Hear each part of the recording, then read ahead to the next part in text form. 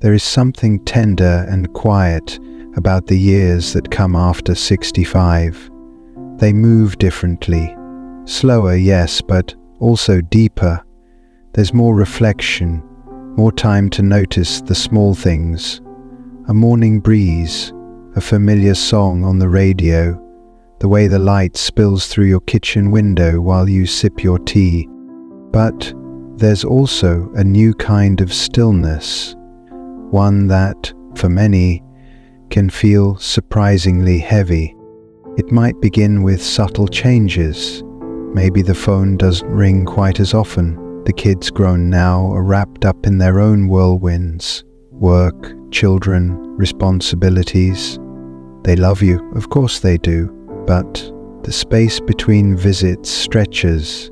Conversations get shorter, plans get postponed, not out of neglect, just out of life's sheer momentum. And then there's the silence left by those who are no longer here. Friends who once shared your daily laughs, a spouse whose absence still echoes through familiar rooms. You may find yourself looking at old photographs, not for nostalgia's sake, but to remind yourself of the connections that once shaped your everyday. This isn't something we talk about enough. There's a quiet dignity expected of older adults, the kind that says, "I'm fine," even when the heart longs for something more. Companionship, a hand to hold, a listening ear, or just the comforting hum of another person nearby. And here's the truth, one that's both gentle and liberating. You are not alone in feeling this way. Many people after 65 carry these feelings, that sense of fading into the background, of not being seen quite as clearly. It doesn't mean your life is empty, it means your relationships are shifting. And that's something we need to name without shame. We've all grown up hearing that family is everything, that they'll always be there. And while that's often true, it's not the whole story. Life doesn't always move in predictable lines. Children move away, siblings age in different ways, and sometimes family members, even with the best of intentions, just can't be there in the ways we need. That's why it's so important to recognize something both simple and powerful. Your deepest support might come from places you didn't expect. It might come from a neighbor who checks in, a nurse who remembers your stories, a community center that greets you by name, a friend you met last year in a walking group who now feels like your sister. These are the unseen hands, the quiet anchors that hold us steady. And today, here on Elder Insight, we're going to shine a light on them. Because support doesn't always look like Sunday dinners with a dozen family members around the table. Sometimes it looks like someone saving you a seat at bingo, or sending you a message that simply says, "I was thinking of you." You may already have some of these supports in your life, or you might still be looking. Either way, this conversation is for you. We'll gently explore 5 often overlooked sources of strength and connection that older adults rely on, sometimes even more than family. These aren't replacements, they're additions, layers of resilience and care that grow around us, sometimes without us even noticing. Because aging isn't about slipping into the background. It's about realizing how many different kinds of love and care can surround you if you're open to seeing them. So take a breath, settle in. This moment is just for you. A reminder that you are still held, still valued, and never truly alone. Support. 1. Meaningful friendships. the chosen family. Let's begin with something simple but powerful: friendship.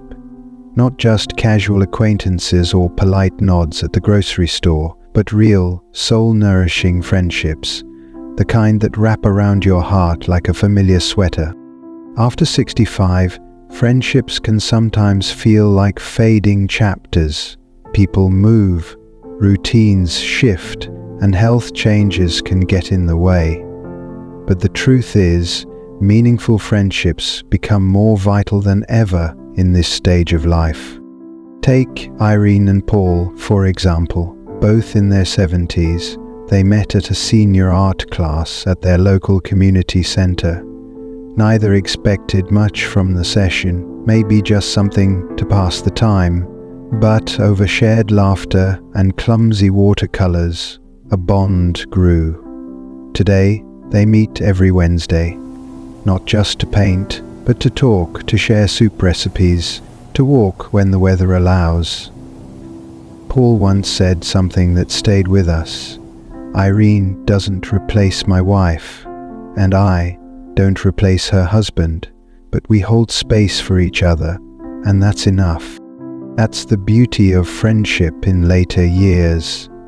There's no need for competition or performance. You show up as you are, you carry each other's stories, and sometimes you fill the emotional spaces that family cannot reach.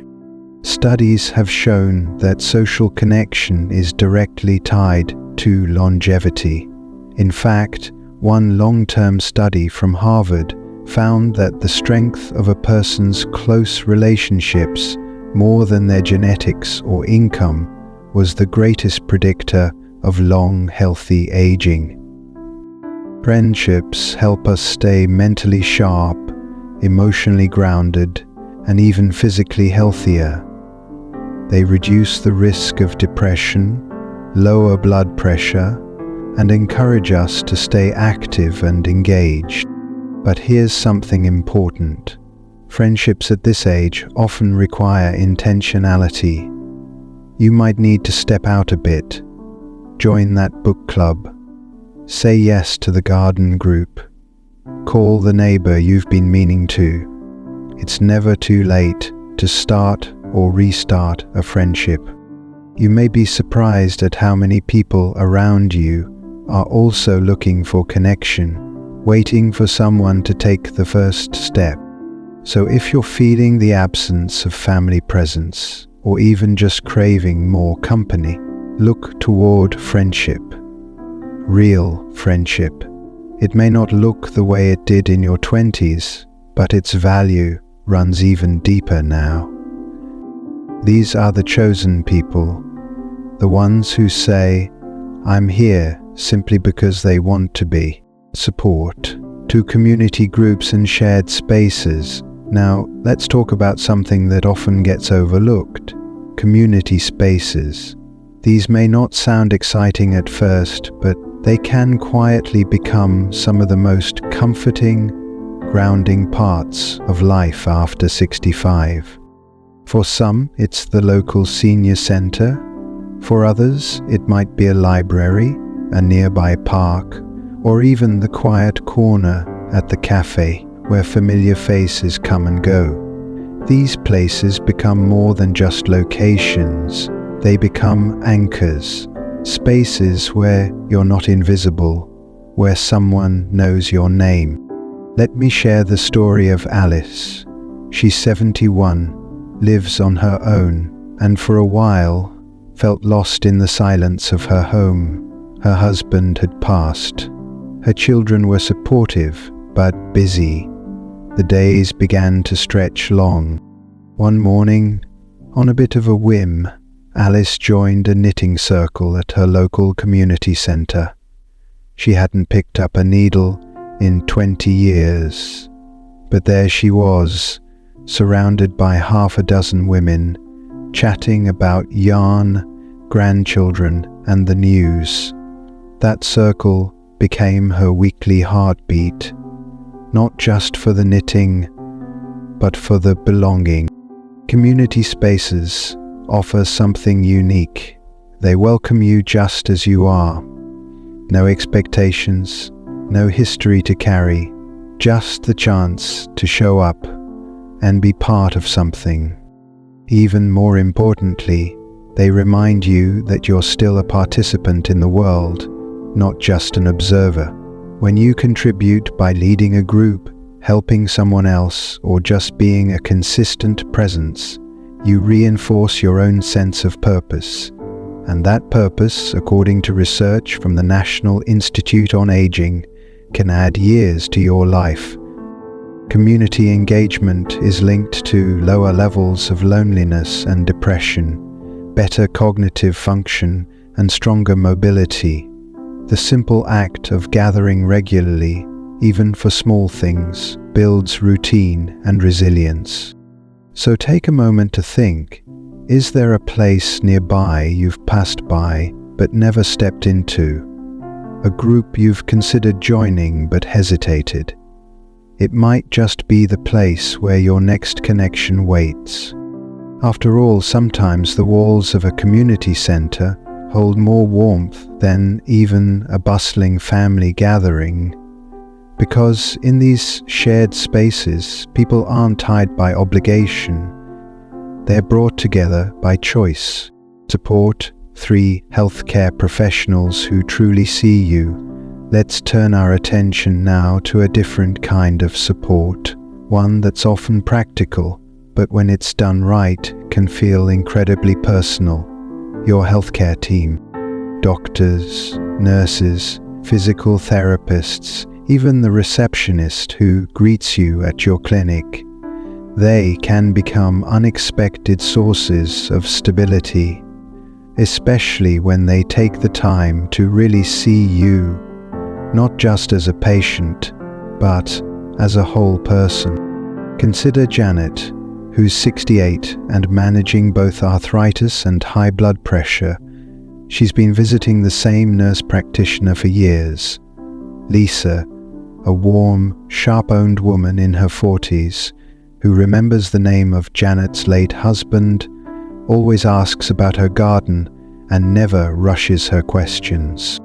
Janet says that after each appointment she feels lighter, not just because of the medical advice, but because she feels listened to, respected, not dismissed as just getting old, but treated as someone still learning, adapting, and trying her best.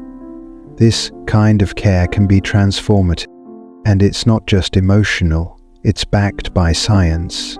Studies show that strong relationships with healthcare providers lead to better health outcomes. Patients who feel heard are more likely to follow through on treatments, ask questions, and speak up about changes in their health. In other words, when your doctor knows you, not just your chart, you live better and often longer. If you haven't found that kind of provider yet, don't give up. You deserve someone who listens, who explains without rushing, and who takes your concerns seriously. It might take time or even a change in clinics, but the difference it can make is real. Remember, healthcare isn't just about prescriptions, it's about partnership. The best providers become advocates, advisors, and sometimes quiet companions in your journey. And when you find one who truly sees you, hold on to them. They might just become one of the most reliable hands holding you up. Support, purposeful routine, and personal practices. Now let's explore something more inward, yet just as powerful as any person: your routine, your practices, the small things you do each day that bring structure and meaning. After 65, many routines shift. Retirement opens up time. While physical changes may slow you down, you may no longer have the demands of raising a family or clocking in at work, but that doesn't mean your days should drift without shape. In fact, Having a purposeful routine is one of the quietest but strongest supports in your life. Take George, for example. He's 76 and lives alone since his wife passed 5 years ago. At first, the days blurred together. Mornings turned into afternoons with no real beginning or end. He felt untethered. But over time, George created a rhythm. He wakes at 7, makes a small breakfast, reads the newspaper, and tends to his backyard tomatoes. On Mondays and Thursdays, he goes for a 20-minute walk. On Fridays, he writes letters, real handwritten letters, to his grandkids. He says, "These little habits, they give my days a spine." And he's right. Research supports this. Studies from psychological and geriatric journals show that older adults who maintain daily structure are less likely to suffer from depression, cognitive decline, or anxiety. Routine helps your mind know what to expect. It tells your body you're still needed, you still matter. But a good routine isn't about filling every hour. It's about making space for what matters to you, be it prayer, journaling, stretching, feeding the birds, or calling an old friend every Tuesday. These personal practices become like inner handrails, keeping you steady even when outside life feels uncertain. And while they may seem small to others, you'll know their weight, their comfort, their quiet power. So ask yourself, what do I look forward to each day? What small ritual brings me peace? If you don't have one yet, you can start with something simple.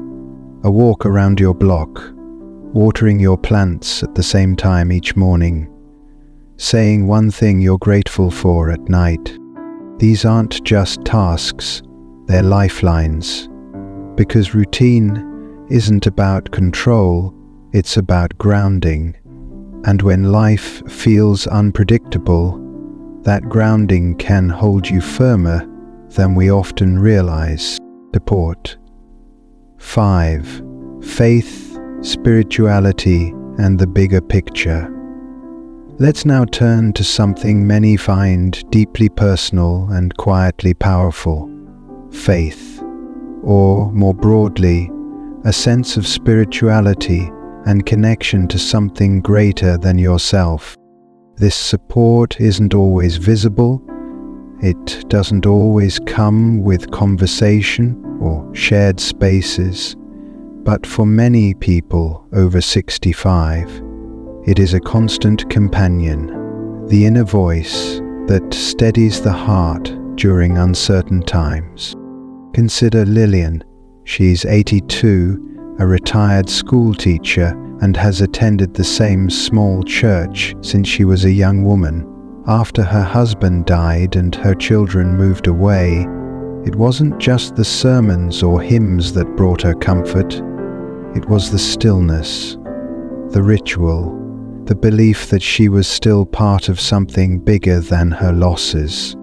She says, "When I light a candle or bow my head, I remember that I'm never truly alone." Faith doesn't have to come from a place of religion, though it certainly can.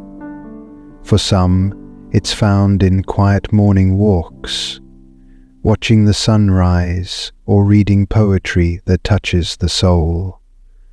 It's about connection to nature, to ancestors, to purpose, to the divine.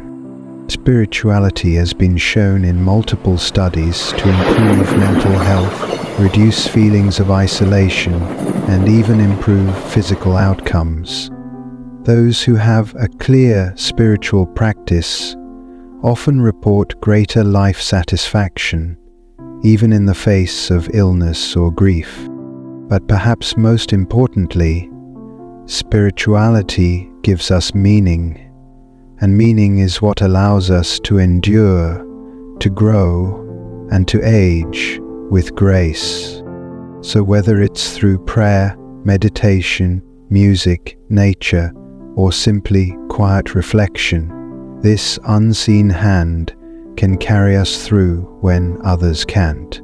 It reminds us that our story is still unfolding and that every chapter holds worth.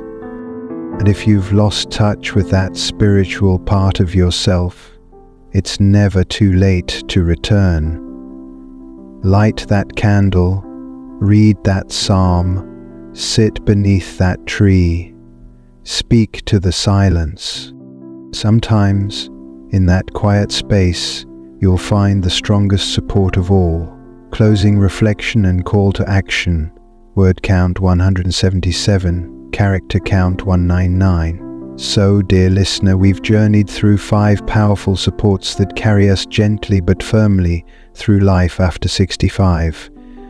Some are found in people, others in places, and some in the quiet spaces of our own hearts.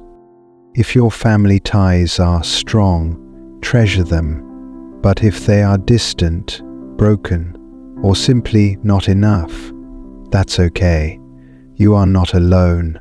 Friendships, community, caring professionals, steady routines, and a deep spiritual center, these are the hands that hold you. And now, we'd love to hear from you. Which of these supports speaks most to your life right now? Leave a comment below and share your story. It may be the very thing someone else needs to hear today. If this video offered you comfort or clarity, please consider subscribing to Elder Insight. We're here to walk with you week after week, offering thoughtful, research-backed reflections for this chapter of life.